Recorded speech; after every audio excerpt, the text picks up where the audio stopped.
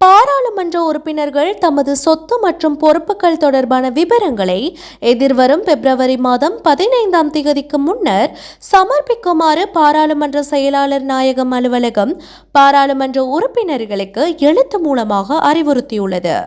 புதிய ஊழல் எதிர்ப்பு சட்டத்தின் 82A பிரிவின் பிரகாரம் பாராளுமன்ற உறுப்பினராக பதவி பிரமாணம் செய்ததை தொடர்ந்து 3 மாத காலத்துக்குள் பாராளுமன்ற உறுப்பினர்கள் தமது சொத்து மற்றும் பொறுப்புகள் தொடர்பில் அறிக்கை சமர்ப்பிக்க வேண்டும். புதிய ஊழல் எதிர்ப்பு சட்டத்தின் பிரகாரம் பாராளுமன்ற உறுப்பினர்கள் அனைவரும் வருடாந்தம் ஜூன் மாதம் 30ஆம் தேதிக்கு முன்னர் தமது சொத்துக்கள் மற்றும் பொறுப்புகள் தொடர்பான விவரங்களை உரிய ஆவணங்களுடன் சமர்ப்பிக்க வேண்டும். இதற்கமைய பாராளுமன்ற உறுப்பினர்கள் தமது சொத்து மற்றும் பொறுப்புகள் தொடர்பான விவரங்களை 2025ஆம் ஆண்டு பிப்ரவரி மாதம் 15ஆம் தேதிக்கு முன்னர் சமர்ப்பிக்குமாறு பாராளுமன்ற செயலாளர் நாயகம் அலுவலகம் பாராளுமன்ற உறுப்பினர்களுக்கு எழுத்து மூலமாக அறிவித்துள்ளமை குறிப்பிடத்தக்கது.